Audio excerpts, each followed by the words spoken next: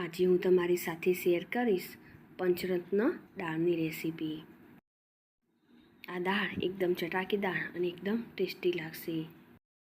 મારી રેસીપી તમને ગમતી હોય અને હજુ સુધી સબસ્ક્રાઈબ ન કરી હોય તો લાઈક, શેર અને સબસ્ક્રાઈબ કરજો। આ દાળ ટેસ્ટી અને એકદમ હેલ્ધી બનશે। રાજસ્થાનની પ્રખ્યાત એવી પંચરત્ન દાળ બનાવવાનું આપણે શરૂ કરીએ।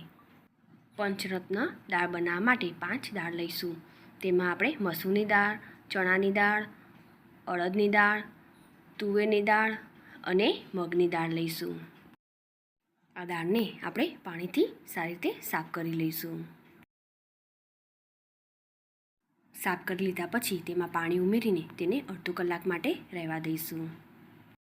અડધો કલાક પછી તેને આપણે કુકરમાં લઈ લઈશું અને તેમાં પાણી ઉમેરીને તેમાં સ્વાદ પ્રમાણે મીઠું ઉમેરીશું અને ચપટી હળદર ઉમેરીશું।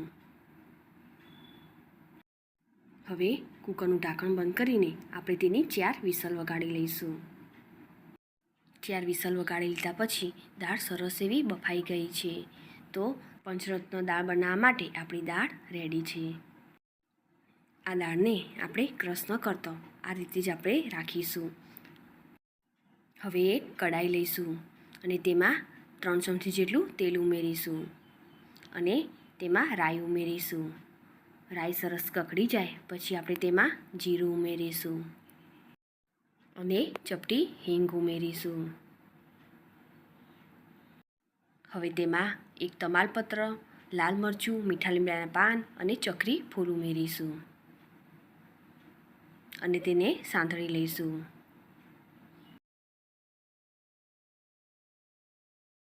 હવે તેમાં એક નાની એવી ડુંગળીને ઝીણી સમારીને ઉમેરીશું અને તેને પણ સાંતળી લઈશું। ડુંગળી ટ્રાન્સપરન્ટ થાય ત્યાં સુધી આપણે તેને થવા દઈશું।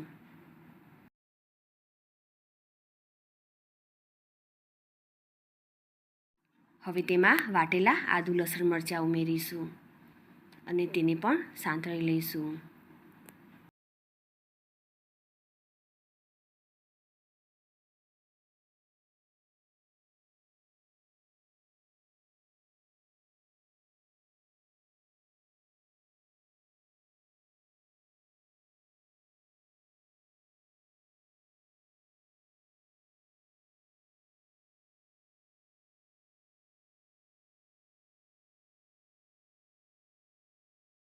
હવે તેમાં એક ટામેટાને ઝીણું સમારીને ઉમેરીશું અને સરસ રીતે તેને પણ મિક્સ કરી લઈશું। ટામેટા સોફ્ટ થાય ત્યાં સુધી આપણે તેને થવા દઈશું।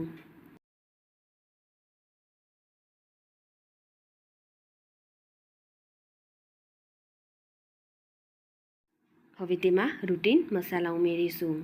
તો સ્વાદ પ્રમાણે મીઠું ઉમેરીશું અને 2 ચમચી જેટલું ધાણા જીરું પાવડર ઉમેરીશું। તેમાં થોડી હળદર અને તીખાશ પ્રમાણે લાલ મરચું પાવડર ઉમેરીશું અને સરસ રીતે તેને મિક્સ કરી લઈશું।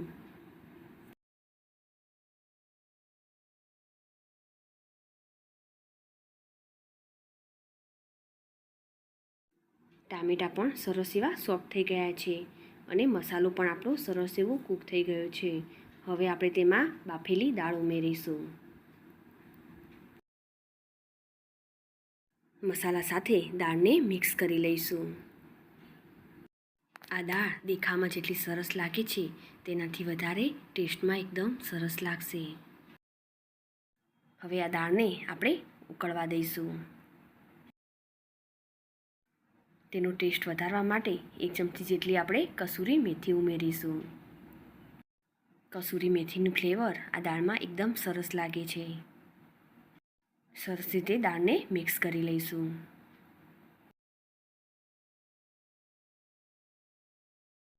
હવે તેને ઢાંકીને આપણે 3 થી 4 મિનિટ માટે થવા દઈશું।